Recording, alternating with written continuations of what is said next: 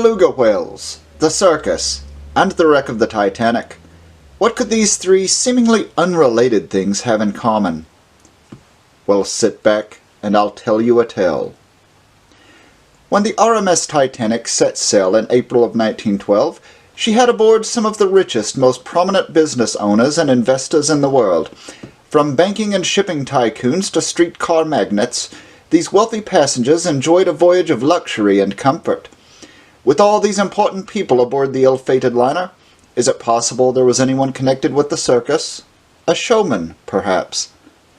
Well, it turns out there was someone connected to the circus aboard the Titanic on its disastrous maiden voyage, a man named Albert Stewart, who had an interesting story that needs to be told. A businessman from Cincinnati, Ohio, in the USA, he made his wealth printing advertisements and posters, including many for the circus, something Albert had always been interested in. In fact, in 1877, Stewart decided to try his hand at being a showman himself, so he ordered a beluga whale.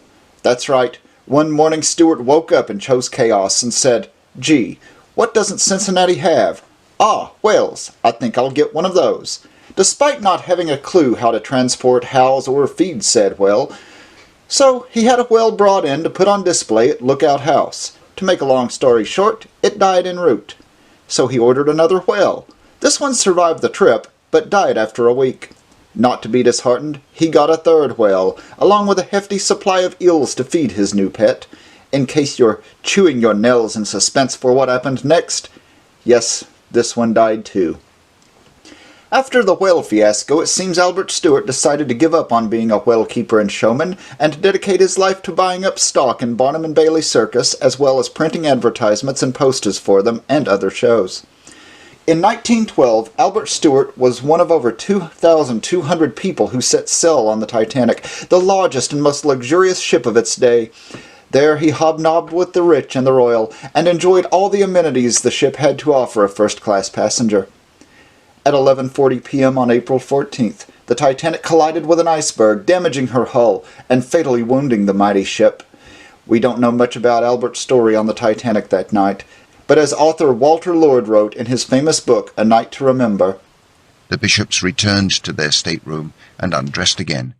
Mr. Bishop picked up a book and started to read, but soon he was interrupted by a knock on the door. It was Mr. Albert A. Stewart, an ebullient old gentleman who had a large interest in the Barnum and Bailey Circus. "Come on out and amuse yourself." With the ship quickly sinking, boats were lowered, and shocked survivors watched as the Titanic slid beneath the waves. Among the nearly 1,500 dead was Albert A. Stewart. Following the disaster, a headstone was placed in Gallipoli, Ohio, to honor Stewart. So now you know there was an old showman on the Titanic, and he killed whales, in every way a whale could be killed. I don't even have a picture of Albert. He exists now, only in my memory.